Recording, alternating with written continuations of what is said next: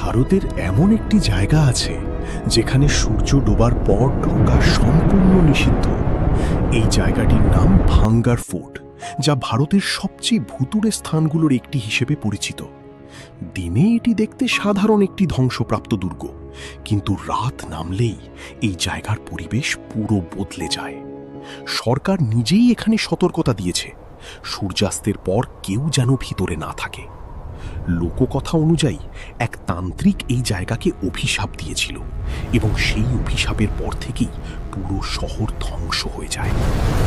আজও অনেক মানুষ দাবি করে রাতে এখানে অদ্ভুত শব্দ শোনা যায়, মনে হয় যেন কেউ হাঁটছে বা ফিসফিস করছে। অনেকে আবার বলেছে তারা নিজের চোখে ছায়া নড়তে দেখেছে।